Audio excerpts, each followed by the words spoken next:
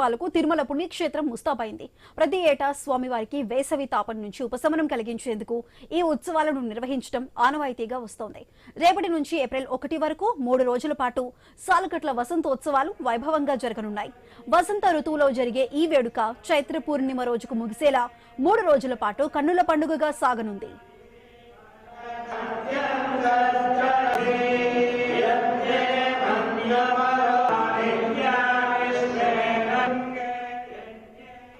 వార్షిక వసంతోత్సవాలను ఆలయం వెనుక వైపున ఉండే వసంత మండపంలో నిర్వహిస్తుంది టీటీడీ. ప్రతి ఏటా చైత్ర శుద్ధ త్రయోదశి రోజున మొదలై చైత్ర పూర్ణిమ రోజు ముగిసేలా 3 రోజుల పాటు ఈ ఉత్సవాలను నిర్వహిస్తారు.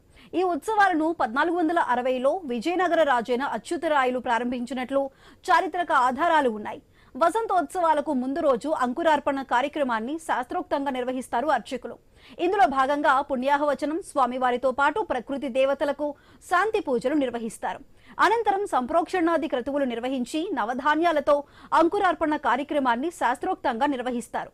వసంతోత్సవాలలో భాగంగా మొదటి రోజు ఉదయం శ్రీదేవి భూదేవి సమేత మలయప్ప స్వామి మేళతాళాలతో ఊరేగుతారు. అనంతరం వసంత మండపానికి చేరుకుంటారు.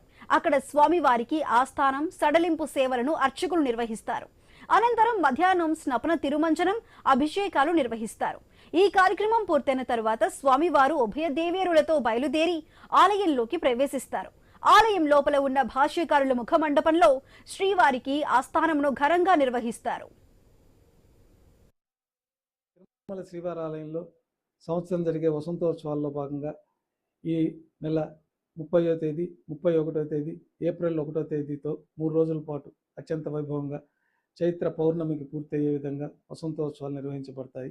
ఈ కార్యక్రమాల్లో భాగంగా 30వ తేదీ వసంతోత్సవాల్లో భాగంగా ఉభయ దేవేరులతో శ్రీ మలయప్ప స్వామివారి 4 తిరువీధుల ఉత్సవం జరుపుకుంటూ ఆలయం వెనుక భాగంలో గల వసంత మండపానికి చేరుకుంటారు.